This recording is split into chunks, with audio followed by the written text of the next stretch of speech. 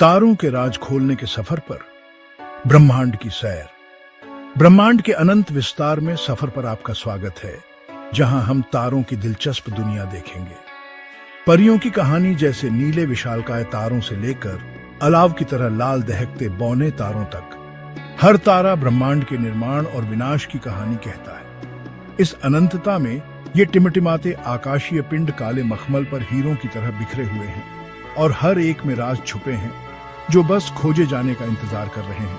हमारे साथ चलिए, हम निहारिका के केंद्र में जाएंगे, हम तारों के जन्म के गवाह बनेंगे और हम सुपरनोवा की सीमाओं तक जाएंगे, जहां ये आकाशीय दानव अपना नाटकीय अंत पाते हैं। उनके विशाल आकार से लेकर उनके जीवन चक्र और नई खोजों तक हम इन चमकते आकाशीय पिंडों के रहस्यों में उतरेंगे। यूवाई स्कूटी असली सितारों का बादशाह। हमारा सफर शुरू होता है शील्ड तारामंडल से, जहां हमें यह विशालकाय यूवाई स्कूटी मिलता है।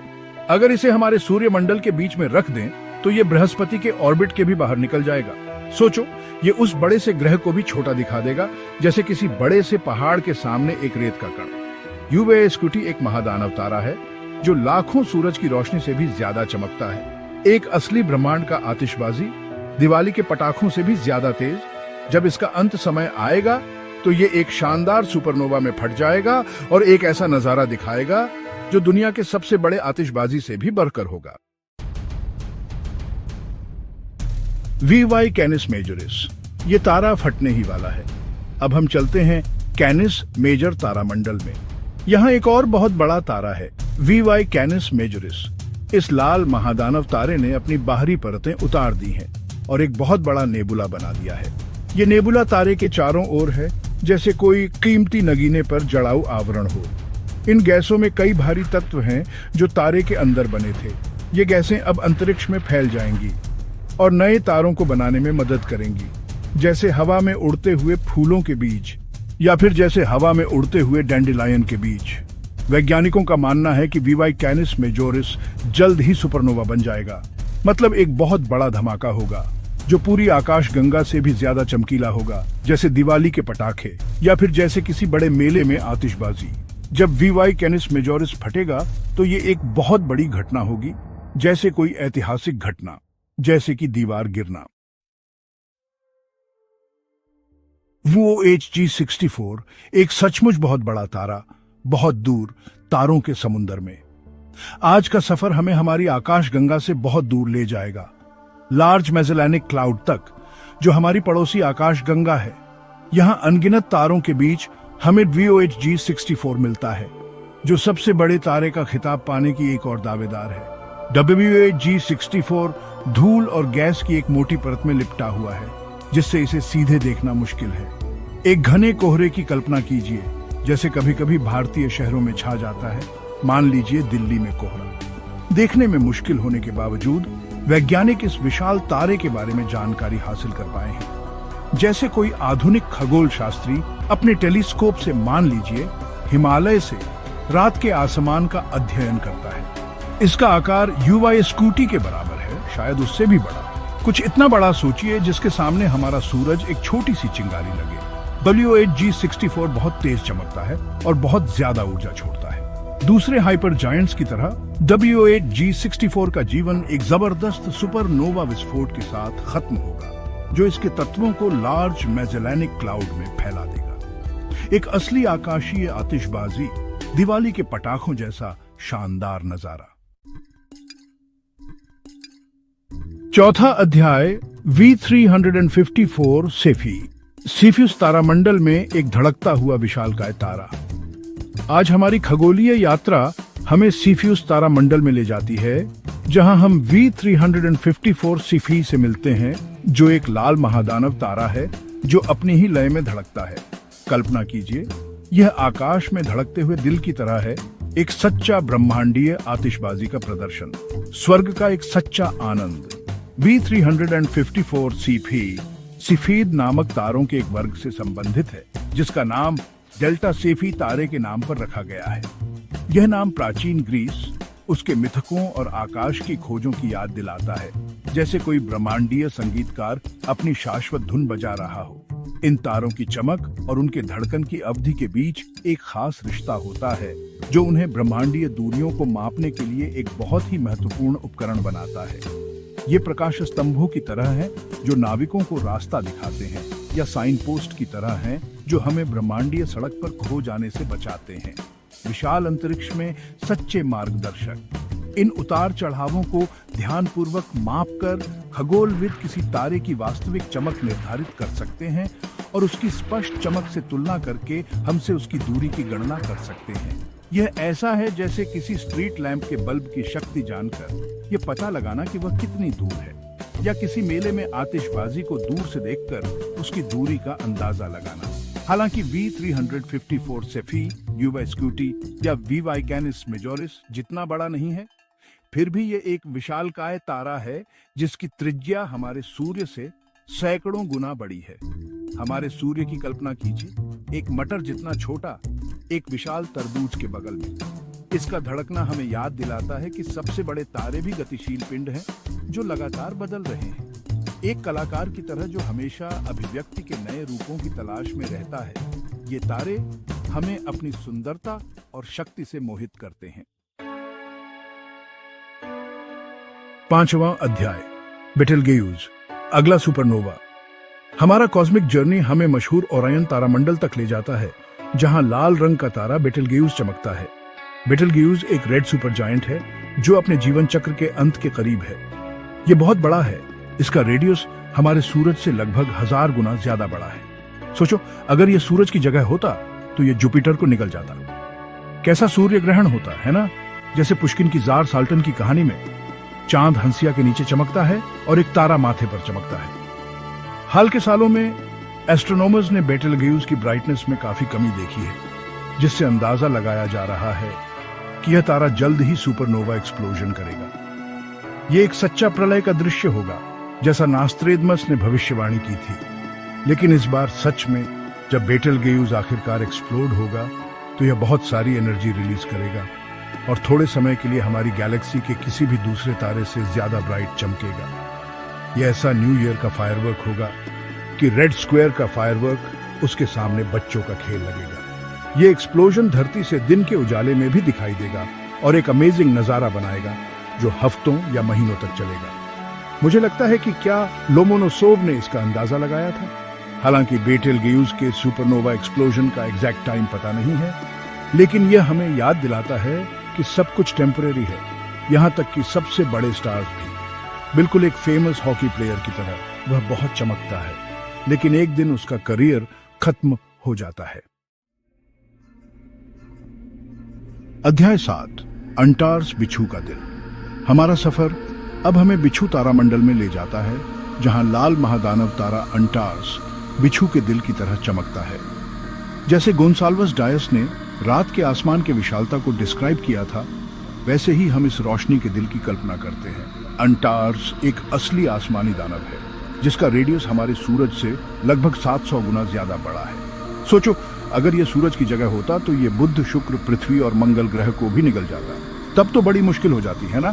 अंटार्स एक बाइनरी स्टार सिस्टम है, मतलब इसमें 2 तारे हैं जो एक दूसरे के ऑर्बिट में घूमते रहते हैं, जैसे अंतरिक्ष में कोई वॉल्ट्स चल रहा हो। इस सिस्टम का मेन स्टार एंटारेस ए एक लाल महादानव है जो इसे ये अनोखा रूप देता है। बिल्कुल रियो डे जनेरो में क्राइस्ट द रिडीमर स्टैच्यू की तरह आसमान में एक रोशनी का मीनार। इसका साथी एंटारेस बी एक नीला सफेद तारा है जो छोटा और ज्यादा गर्म है। ये अपने बड़े पार्टनर के सामने भी डटा रहता है, जैसे कोई डेविड और गोलियत की कहानी हो। अपने छोटे साइज के बावजूद एंटारेस बी बहुत ब्राइट स्टार है जो अपने बड़े और ठंडे पड़ोसी के बगल में चमकता है, मानो किसी बड़े रूबी के पास एक चमकता हुआ डायमंड हो। जल्द ही एंटारेस ए अपनी लाइफ के एंड में पहुंच जाएगा और एक जबरदस्त सुपरनोवा एक्सप्लोजन में फट जाएगा, जिससे एनरिच्ड स्टार मटेरियल पूरी गैलेक्सी में फैल जाएगा। ये एक ऐसा नजारा होगा जिसे हम जरूर धरती से देखना चाहेंगे, जैसे कोपाकबाना बीच पर नए साल का जश्न। हमारा कॉस्मिक जर्नी अब हमें सिफियस कॉन्स्टेलेशन तक ले जाएगा, जहां हम म्यू सिफी से मिलेंगे, एक रेड सुपर जायंट जो नेकेड आई से दिखता है। इमेजिन करो, ये आसमान में एक लाइट हाउस जैसा है इतना ब्राइट कि इसे देखने के लिए टेलीस्कोप की जरूरत नहीं है। जैसे लाइट हाउस नॉर्थ सी कोस्ट को लाइट अप करते हैं, बस ये उससे बहुत ज्यादा पावरफुल है। इसे हर्शल्स गार्नेट स्टार भी कहते हैं। इसका नाम विलियम हर्शल के नाम पर रखा गया है, जो इसके डीप रेड कलर से फैसिनेटेड थे, बिल्कुल एक ब्यूटीफुल गार्नेट की तरह, जैसे ब्लैक फॉरेस्ट में मिलते हैं। आसमान का एक सच्चा जूल। मुसेफी एक लार्जेस्ट स्टार है जिसे हम जानते हैं। इसका रेडियस हमारे सन से 1000 गुना ज्यादा बड़ा है। सोचो, अगर ये सन की जगह होता तो ये जुपिटर के ऑर्बिट को भी निगल जाता। हमारे लिए अर्थ पर यह बहुत बड़ी प्रॉब्लम होती है ना। ये रेड सुपर जायंट अपनी लाइफ के एंड के करीब है और उम्मीद है कि ये एक सुपरनोवा एक्सप्लोजन की तरह फटेगा, जैसे बर्लिन में ब्रांडनबर्ग गेट के ऊपर न्यू ईयर्स ईव के फायरवर्क्स, लेकिन यूनिवर्स के स्केल पर। हमारा सफर अब हमें तारामंडल पुप्पिस की ओर ले जाता है, जहां आरएस पपीज आसमान में ऐसे धड़कता है जैसे कोई कॉस्मिक लाइट हाउस, बिल्कुल घड़ी की तरह। सफेद स्टार्स की खास बात यह है कि इनकी रोशनी और धड़कन का एक रिश्ता होता है, मानो ये कॉस्मिक क्लॉक्स हों जो अपने प्रकाश से समय बताते हैं। इसीलिए ये तारे हमें अंतरिक्ष की दूरियां नापने में मदद करते हैं, जैसे कोई माइलस्टोन हो, लेकिन गैलेक्टिक स्केल पर। सोचो, प्रकाश से तारों की दूरी नापना, कमाल है ना, बिल्कुल जादू की छड़ी जैसा। आरएस पपीज के आसपास एक नेबुला है जिससे लाइट इको इफेक्ट बनता है, जैसे कोई cosmic light show, Christmas tree की तरह, पर उससे भी ज्यादा खूबसूरत। एक दिव्य आतिशबाजी। इन इकोज को परखकर हम इन तारों की धड़कन बिल्कुल सही नाप सकते हैं, जैसे हमारे पास ब्रह्मांड के लिए एक सुपर एक्यूरेट स्टॉप वॉच हो, किसी भी घड़ी से भी ज्यादा सटीक। इससे वैज्ञानिक तारों की दूरी बिल्कुल ठीक नाप पाते हैं, मानो किसी बड़े से मेजरिंग टेप से। क्या कमाल की बात है ना कि हम प्रकाश से ब्रह्मांड के राज खोल सकते हैं, जैसे कोई कॉस्मिक हाइड एंड सीक खेल रहे हों। हमारा ब्रह्मांडीय सफर हमें हंस तारामंडल की ओर ले जाता है, जहां हम एनएमएल सिग्नी से मिलते हैं, जो एक अविश्वसनीय रूप से विशाल और चमकदार नीला महादानव तारा है। यह हमारे सूर्य से 1600 गुना से भी ज्यादा बड़ा है। सोचिए, यह ऐसा है जैसे एक सेंट के साथ एफिल टावर की तुलना करना।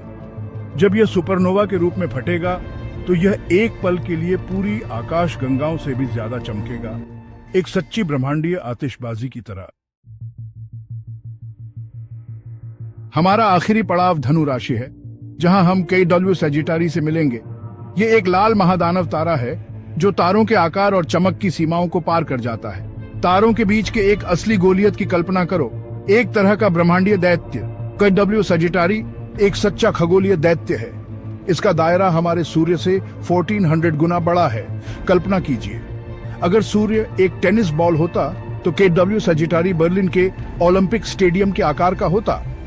लाल महादानव तारे सबसे बड़े और सबसे चमकीले झांत तारों में से हैं। ये असली ब्रह्मांडीय आतिशबाजी हैं, शक्तिशाली और प्रभावशाली। KW सजिटारी एक अपेक्षाकृत ठंडा तारा है। इसकी सतह का तापमान लगभग 3700 डिग्री सेल्सियस है। हालांकि यह बहुत गर्म लगता है, लेकिन यह एक तारे के लिए आल्प्स में सर्दियों के दिन जैसा है। अपने कम तापमान के बावजूद यह अविश्वसनीय रूप से चमकीला है और हमारे सूर्य से लाखों गुना अधिक ऊर्जा विकीर्ण करता है, गहरे अंतरिक्ष में एक विशाल प्रकाश स्तंभ की तरह। KW सजिटारी एक बहुत विकसित तारा है जिसने अपने कोर में हाइड्रोजन का उपयोग कर लिया है। यह अपने जीवन के एक उन्नत चरण में है, एक अनुभवी कलाकार की तरह जो सेवानिवृत्ति के करीब है, एक प्रसिद्ध अभिनेता की तरह अपनी आखिरी भूमिका के बाद। KW सजिटारी का भविष्य अनिश्चित है, लेकिन संभावना है कि इसका जीवन एक प्रभावशाली सुपरनोवा विस्फोट के साथ समाप्त होगा, जो आसपास के पूरे इंटरस्टेलर अंतरिक्ष में समृद्ध तारकीय पदार्थ फैलाएगा। यह बहुत बड़े पैमाने पर एक ब्रह्मांडीय आतिशबाजी होगी, ब्रांडेनबर्ग गेट के ऊपर नए साल की आतिशबाजी की तरह। अपनी इस अंतरिक्ष यात्रा के अंत में ब्रह्मांड की विशालता और सुंदरता देखकर हम हैरान और दंग रह जाते हैं। छोटे लाल बौने तारों से लेकर विशाल हाइपर जायंट्स तक, तारे आकार, रंग और चमक में बहुत अलग होते हैं। हर तारे की अपनी कहानी होती है, जैसे ओरियन तारामंडल में बीटलज्यूस एक सच्चा लाल विशालकाय तारा, तारों का अध्ययन नई खोजों की यात्रा है, ब्रह्मांड को चलाने वाले बुनियादी नियमों को समझने की कोशिश, ठीक जैसे सदियों पहले हमारे अपने निकोलस कोपरनिकस ने किया था। एस्ट्रोनॉमी की मदद से हम उन एलिमेंट्स के ओरिजिन के बारे में जान पाते हैं जिनसे हमारी दुनिया बनी है, गैलेक्सीज के विकास और ब्रह्मांड के अंतिम भाग्य के बारे में। जैसे बोहदान पचिंस्की ने कहा था, हम तारों की संतान हैं। जैसे जैसे टेक्नोलॉजी और हमारा ज्ञान बढ़ता जा रहा है, तारों और उनके फिनोमेना का अध्ययन मॉडर्न एस्ट्रोनॉमी के सबसे फैसिनेटिंग और डायनामिक फील्ड्स में से एक है। जेम्स वेब स्पेस टेलीस्कोप की डिस्कवरीज के बारे में सोचो। इस अंतरिक्ष यात्रा में हमारे साथ आने के लिए धन्यवाद। हमारे चैनल को सब्सक्राइब करें।